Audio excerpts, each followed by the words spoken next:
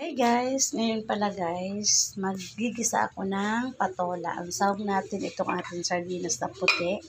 Ito pala nakapaghiwa na ako ng bawang, sibuyas, kamatis. Ngayon guys, ang mahal ng ating kamatis kaya tipid-tipid lang.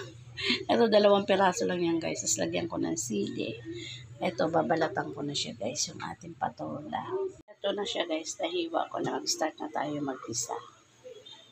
Guys, mag-start na tayo mag-isa. Lagyan natin ng mantika. Tapos, eto guys, hindi ko siya haluan ng miswa. Ito lang talagang pagsamahin ko na to guys na bawang, sibuyas. Tapos sabay na natin yung kamatis.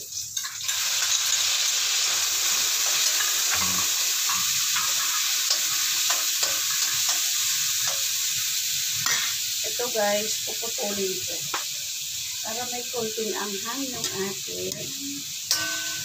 Sinabay ko na siya guys sa paggisa. Kasi mano yung guys madali lang kumaluto yung aking patola. Hindi ko yan guys haluan ng miswa.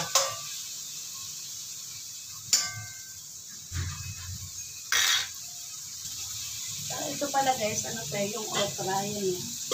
Pinakuluan ko yung okra. Luto na yung okra mga guys. Ito siya.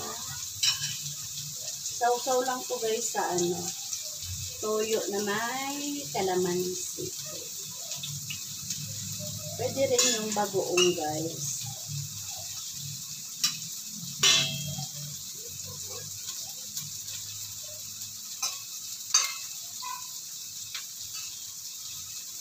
Ayan siya.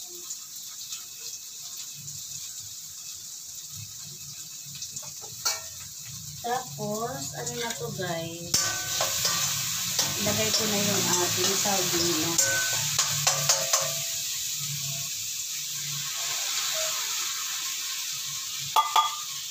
Ang laki ng laman yan.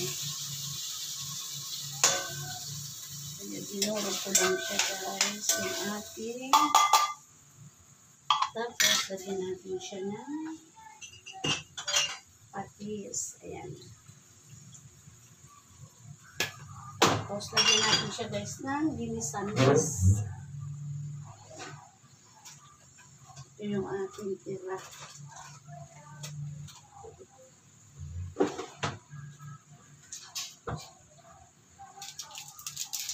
Ginisamis.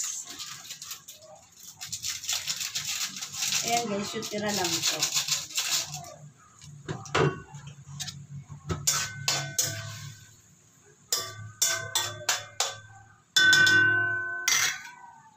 Lagyan natin ng paminta.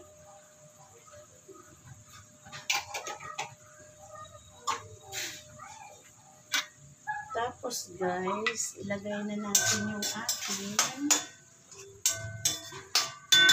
patola.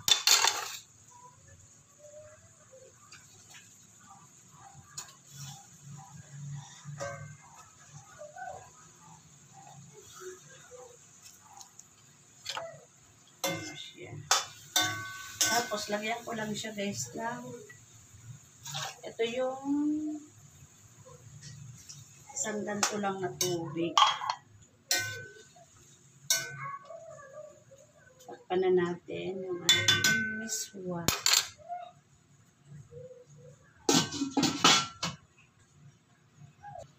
Takpan na natin guys yung ating. Ito na siya guys. Tikman na natin kung okay na yung lasa niya kasi nilagyan ko siyang patis pero hindi ako naglagay ng asin. Tikman na natin. Sarap. Okay na to guys ang lasa. Hindi na ako magdadagdag ng asin. Ayan. Antayin na lang natin maluto yung ating patola. Ito na guys. Luto na yung ating patola. Ayan. Ayan, luto na pa guys. Yung kanin namin guys, iinitin ko na lang kasi madami pa yung tira kagabi.